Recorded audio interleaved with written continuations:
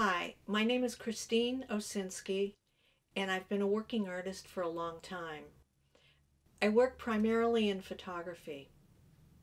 I am finally ready to publish my first book of photographs, long overdue. I'm in the final stages of preparation, but there are some crucial tasks that must be completed before I can launch my project as a book. I'm hoping that Kickstarter members will find the work compelling and will be willing to offer support. As an incentive, I've made some really great rewards. In the early 1980s, I moved to the West Brighton neighborhood of Staten Island, New York. Staten Island was another planet from Manhattan, where I lived previously, but a planet with which I was quite familiar. Staten Island was often referred to as the forgotten borough, and it seemed in keeping with my ongoing appreciation for people who largely go unnoticed and for vernacular architecture.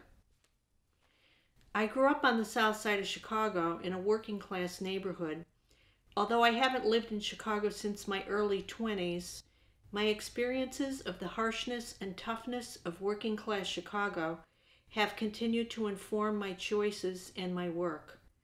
I think that geography is a force that most people overlook. I used outmoded equipment in doing this work, mostly a 4x5 camera, an uncoated lens, film holders, and a light meter. Later in the project, I also began to use a twin lens reflex camera. Every time I ventured out with the camera, I felt a sense of adventure. I never knew what I would find, but it quickly became apparent to me that I understood the familiar as being very exotic. There is an oddness to the ordinary. My method of working as a photographer has always involved not drawing attention to myself, to articulate my subject as well as I could, but to leave myself and my opinions out of the picture. This may seem like a contradiction because in doing this work on Staten Island, I walked around carrying a large, curious camera which drew people's interest. I positioned myself as an itinerant photographer, interested in recording life as I found it.